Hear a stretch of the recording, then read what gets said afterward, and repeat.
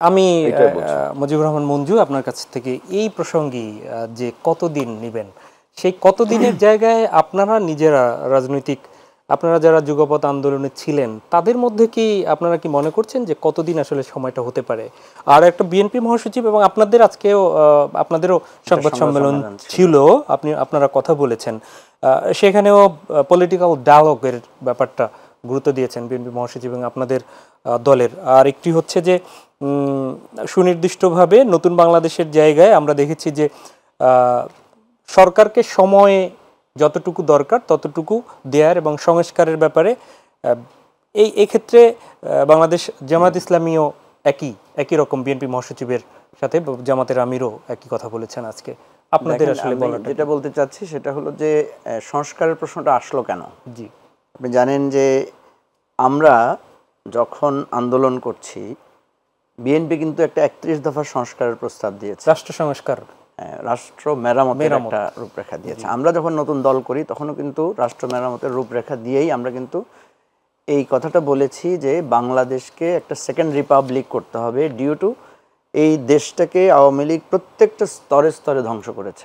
জি, এবং আপনি দেখবেন আমাদের সমসাময়িক বা আমাদের আগে যে সমস্ত রাজনৈতিক দলগুলো এসেছে তারা সকলেই কিন্তু একটা পরিবর্তনের কথা বলেছে যে এইটা হতে পারে না। আমাদের যেভাবে দলীয়করণ, যেভাবে সন্ত্রাস এবং বিচার বিভাগ, রাষ্ট্র বিভাগ, প্রশাসন বিভাগ যেভাবে নষ্ট হয়েছে, এটার একটা আমূল পরিবর্তন ছাড়া এজন্য বিএনপি কিন্তু শুধু কেয়ারটেকার বা তত্ত্বাবধায়ক সরকারের অধীনে নির্বাচন বা এক দফা দাবি বলে নাই। বিএনপি কিন্তু 31 দফা একটা সংস্কার প্রস্তাব দিয়েছিল এবং সেটা অন্যান্যদের সাথেও সে এটা নিয়ে সংলাপ করেছে। এবং আপনি খেয়াল করবেন ছাত্রদের আন্দোলনটা শুরু হয়েছিল কিন্তু আপনার কোটা সংস্কার দিয়ে, কিন্তু একটা স্তরে গিয়ে তারা কিন্তু রাষ্ট্র সংস্কারের কথা বলেছে। এবং যখনই তারা এই রাষ্ট্র সংস্কারের কথা বলেছে, সরকার যখন তাদেরকে সংলাপের প্রস্তাব দিয়েছে, তারা সেই সংলাপে গিয়েও অনেকগুলো শর্ত দিয়েছে এবং কোটা সংস্কার থেকে শুরু করে এটা কিন্তু একটা রাষ্ট্র সংস্কারের আন্দোলনে এসেছে। ফলে স্বভাবতই এই সরকারের উপর একটা সংস্কারের দায়িত্ব এখানে এসে গেছে। এবং বিএনপিও কিন্তু প্রথমে বলেছে যে তারা শুধু নির্বাচন না, তারা একটা সংস্কারের মধ্য দিয়ে নির্বাচন চায়। আর আমরা তো শুরু থেকেই বলেছি এখানে সংস্কারের প্রশ্নটা কেন আসে বারবার। না, সেখানে আমি একটু প্রশ্ন আসতে চাই। হিলাল ভাইও বলেছেন যে সংস্কার ব্যাপারটা তো অনেক বড়, অনেক সময় লাগতে পারে।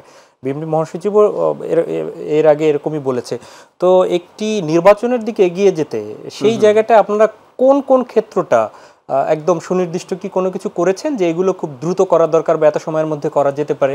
সেটা আমি আপনাকে বলেছি যে আমাদের প্রত্যেক দলের কিন্তু একটা সুনির্দিষ্ট প্রস্তাবনা আছে। আমি তো বললাম বিএনপি নিজেরই তার 31 দফা সংস্কার আছে। এখন বিএনপি এই কথাটা বলতে পারে ডক্টর ইউনূস সাহেবকে গিয়ে যে এই যে 31 দফার মধ্যে কোন কোন দফাগুলো উনি ইউনূস সাহেবের পার্টে ফেলতে চান, বাকিটা কোনটা ওনারা সরকারে গেলে ওনারা করবেন, অন্তর্বর্তী সরকার কোনগুলো করতে পারবে। হ্যাঁ, এটা কিন্তু বিএনপি মহাসচিব বলেছেনও যে উনি একটা স্পষ্ট রোডম্যাপ চান।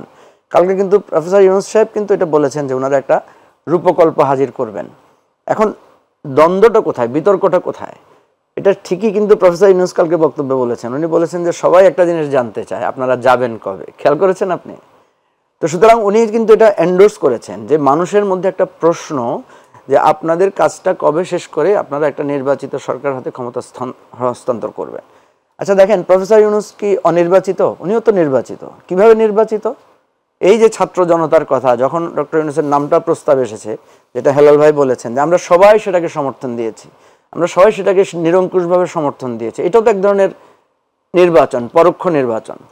এখন প্রশ্ন হচ্ছে যে আমি যেটা বুঝতে চাই বা বলতে চাই সেটা হচ্ছে ডক্টর ইউনূসের সাথে যারা আজকে আপনার এই উপদেষ্টা মণ্ডলী রয়েছেন, ওনারা বেশিরভাগ লোকেরাই রাজনীতিবিদ নন বা রাজনীতির যেই একটা উত্থান পতন মোকাবেলা করে জীবন যুদ্ধ এটা ওনারা করেন নাই।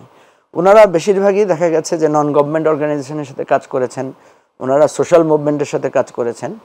রাজনীতির কিন্তু একটা খারাপ দিক আছে, আপনি দেখবেন সেই দ্বন্দ্ব সংঘাতটা কি দেখেন। আপনি কি সৈকত, আপনি তো রিপোর্টার, ফিল্ড রিপোর্টার ছিলেন, আপনি বলেন এখন আপনি রিপোর্টিং করেন, আপনি কি গত 10 বছরে কখনো প্রধানমন্ত্রীর কার্যালয়ের সামনে কোনো মিছিল দেখেছেন? প্রধানমন্ত্রীর কার্যালয় ঘেরাও করতে দেখেছেন? সচিবালয়ের সামনে কি, হেলাল ভাই বলেন, সচিবালয়ের সামনে কি আমরা কখনো মিছিল নিয়ে যেতে পেরেছি? কিন্তু গত 15 বছরে গত 15 দিনে আপনি দেখবেন 15 দিনে এমন একটা দিন বাদ যায় নাই যে প্রধান উপদেষ্টার বাড়ির সামনে কি হয়েছে, মিছিল হয়েছে। সচিবালয়ের সামনে মিছিল হয়েছে, সচিবালয়ের সামনে কালকে সারাদিন ঘেরাও ছিল। এটা যদি রাজনৈতিক সরকার হতো তাহলে বিষয়টাকে কিন্তু ওনারা অন্যভাবে ডিল করতেন। যেমন আমি যেটা মনে করি, একটা রাজনৈতিক সরকার হলে কিন্তু তাদের সাথে আলাপ করতো যে আপনারা সচিবালয়ের সামনে তো ঘেরাও করতে পারবেন না, আপনারা ওই পাশে যান বা অন্য জায়গায় গিয়ে আপনি সমাবেশ করেন। আমি কিন্তু যেদিন প্রধান উপদেষ্টার সাথে সাক্ষাৎ করতে গিয়েছি সেদিন দেখলাম যে একদম মুখের উপরে দাঁড়িয়ে শত শত মানুষ মিছিল করছে। আমি তখন সেখানে আইন শৃঙ্খলা রক্ষাকারী বাহিনীর লোকদেরকে বলেছি, আপনারা চাইলে তো ওনাদেরকে রমনা পার্কের ভিতরে স্থানান্তর করতে পারেন, যে ওখানে দাঁড়িয়ে আপনারা মিছিল করেন। আমি ওই অ্যাসাইনমেন্টে ছিলাম। হ্যাঁ, আপনি সেখানে ছিলেন। হ্যাঁ, আমার মনে হয় আপনাকে আমি দেখেছিও। তো কথা হচ্ছে যে রাজনৈতিক সরকারের সাথে এখন কিন্তু দেখেন, কালকে কিন্তু ওনারা এখন সিদ্ধান্ত নিয়েছেন।